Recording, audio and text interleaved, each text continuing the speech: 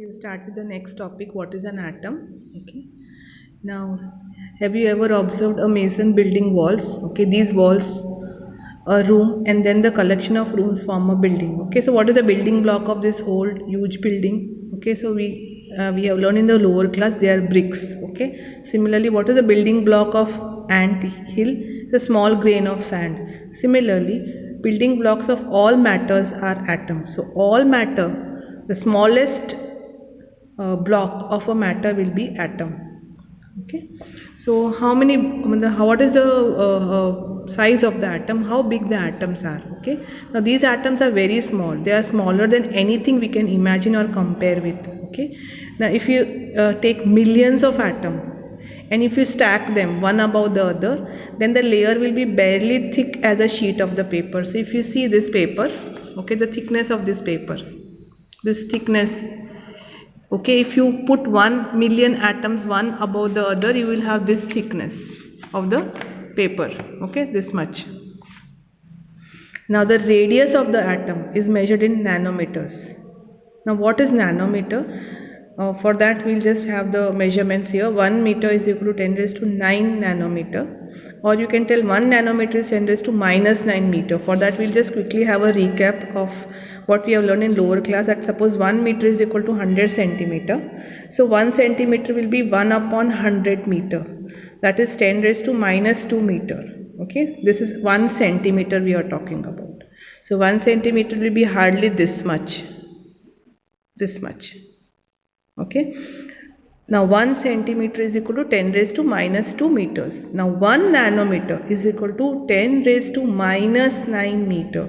So you imagine how much small it is. Okay, 1 centimeter is equal to this much, that is 10 raised to minus 2 meters, and 1 nanometer is 10 raised to minus 9 meters.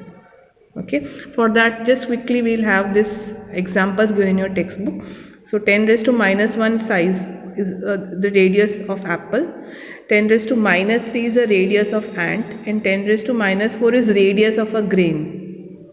And all these things we can see with our eyes, but when you go to next one, that is 10 raised to minus 8, it's a molecule of hemoglobin, 10 raised to minus 9 molecule of water, and 10 raised to minus 10 is atom of hydrogen. This is the radius. Till here we can see the objects, from here we cannot see them with our naked eyes. Okay, so that much small, we can't even imagine, smaller than the point. Okay, that much is the radius of an atom, that much small an atom is. Okay, now why are we studying these atoms? Because our entire world is made up of atoms. We may not be able to see them, okay, but they are there and they are constantly affecting whatever we do. That is why we need to study the atoms. Okay, now this is an image of an surface of a silicon. Okay, a small silicon piece. Okay, you can see how many atoms it will be having on the surface of silicon. Now what are the modern day symbols of atom of different elements? For that we have to go to the history of atoms, where the first scientist, that is Dalton, was the first one to use the symbols for the element. Okay, for instead of writing complete elements, the symbols were used. Now he used the symbols and also meant a definite quantity of that atom, that is 1 atom of that element. Okay, so 1 symbol means 1 atom, like that. Okay, then Berzelius suggested that the symbols of atom be made from 1 or 2 letters instead of drawing the symbol. So this was the symbols used by Dalton. Suppose you got carbon atom, he used this symbol. Suppose you have got hydrogen, he used this symbol. So if you have got 1 hydrogen, it will be 1 like this. If there are 2 hydrogen, he will be writing next one like this. So 2 hydrogens like that. So they were using the symbols. But then Berzelius suggested that instead of the symbols, why don't we use the letters? Okay, so just turn the page. The names of the elements were derived from the place where they were found. For example, copper was taken from Cyprus. The Cyprus was the place where the copper was discovered. Okay, then gold was taken from the English word meaning yellow. Okay, but now we have got IUPAC, that is International Union of Pure and Applied Chemistry. Okay, this gives the name, scientific names to different elements, symbols and units. Okay. Okay, now they have given symbols of many elements according to the first one or two letters of the element's name in English. Okay, the first letter of the symbol is always capital. Okay, and the second letter will be in the lower case, that is in the small alphabet. Okay, for example, you have got hydrogen.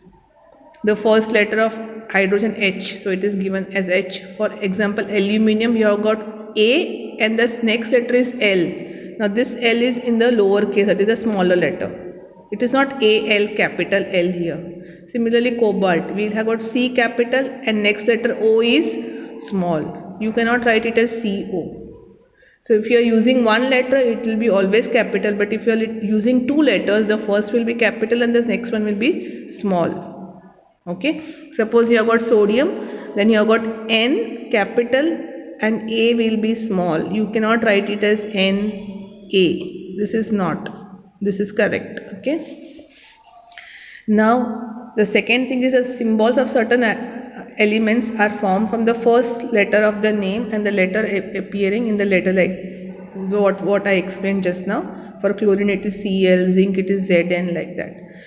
The next thing is that the symbols have been taken from certain Latin, Greek, German and Greek name. For example, iron. Now iron, we write it as Fe. Okay. Now this Fe has come from the Latin name ferrum, not from iron. Similarly, sodium, we write Na. It has come from natrium, not from sodium. Potassium, K, is from kalium. Okay. So these are the three different points to remember for naming of the elements. Okay. Now in your table 3.1, you have got some symbols, that is the element and the names. That is how do you write in its short form. The symbols are given. Okay. If possible, do remember. Okay. And the rest, that is atomic mass, we'll be studying in the next class.